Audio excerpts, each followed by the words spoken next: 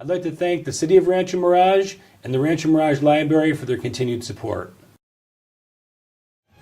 Welcome to the World Report Economic Update.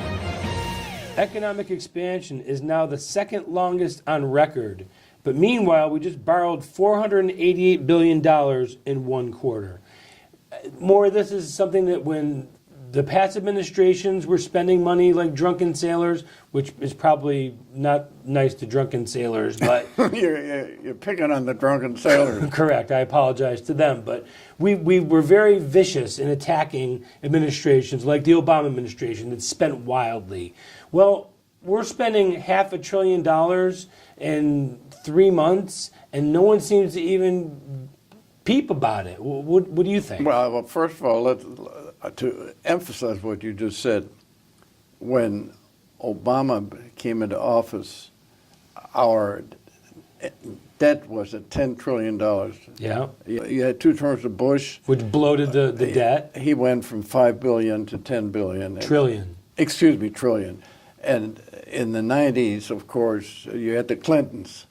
And actually, believe it or not, Clinton really didn't do that much as far as increasing the That was debt. the last time we had a balanced budget. I'm glad you said that because, you know, you and I aren't great advocates of the Clintons. But you're right. That was the last time we had a balanced budget. And Well, I'm not going to give it all to Clinton. I'm going to have to say that a lot of it had to do with the House Speaker of the House at the time. But it doesn't- But anyways, they did it. It did it. Right. So you had the $10 trillion that were spent by the 2 terms of Obama were supposedly spent on saving our great Infrastructure. no, we didn't do anything about our infrastructure. Well, that we were supposed to. Well, we were, but that was That was the ruse. the $870 billion that were given by the Senate to the president when he came in at the time of the financial crisis Yeah. were supposed to be for infrastructure. Do you know the last time we had a major infrastructural? 1950s, 1960s. Yes, and it was done by Eisenhower. And do you know why? Because that was the height of the confrontation between the Soviet Union and the United States. And he knew that if we, God forbid, went into war with them, we better do something about strengthening our internals. You know, there are 55,000 bridges in this country today that are not usable because they can collapse anytime. 55,000. Well, you drive down the interstate and there's cracks and holes and grass growing. I mean, it's Well, this has been postponed for saving the climate. I mean, this was the big thing about Obama. He was going to save the climate. And then he gave total control over to the Environmental Protection Agency. I call them the American version of the Gestapo because nobody could touch them. So when the Obama administration was spending money foolishly and wasting it, we jumped up and down, with rightly so, I believe. But nobody's talking about the money we're spending now. And we haven't slowed down. We haven't balanced any budgets. We're racing towards $22 trillion now. Yeah, but you know, I will only correct you in this sense. I think Trump has had no choice. We got ourselves so badly into because of this climatic horse manure that we were getting ourselves involved in. Fortunately, he got it out of that Paris treatment where it was going to cost another many billions of dollars. Where would it come from? The United States. And don't get me started on the trillions of dollars that we've spent on NATO, on the World Bank, on the International Monetary Fund, all these things. We could save ourselves. United Nations. United Nations. The first thing I would do if I were president, I tell the United Nations to go find another place. Go to Switzerland or someplace. Go to Brussels. Well, the point is they hate the United States.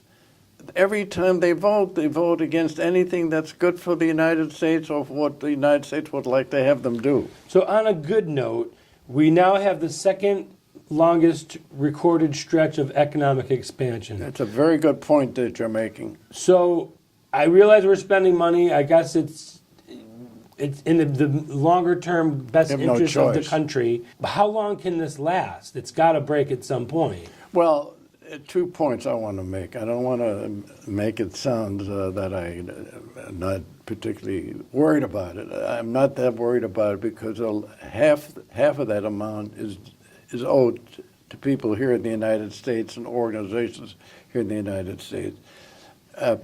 If everybody started asking for the money back that is being used to create that debt, you'd have some problems. But within the scope of our problem solving that we're going through right now, I don't have that concern about the national debt. I really don't. I mentioned it in my articles and so on. Yeah, it's been shoved aside. But I think Trump has had no choice. Well, who elected Trump? The northern states saw their factories being closed.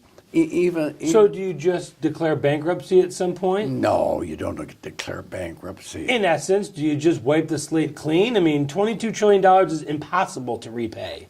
Well, yes. If you suddenly turned everything around and said, okay, we're going to go the other way and reduce it, no, there's no way.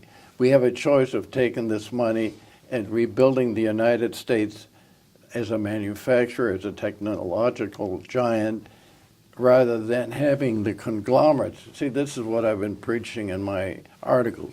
What is a conglomerate? They have a bunch of companies, and they will buy where it's cheapest. If they can get the cheapest stuff out of the Eastern Asia, or they get it out of Europe or wherever, that's where they'll buy it.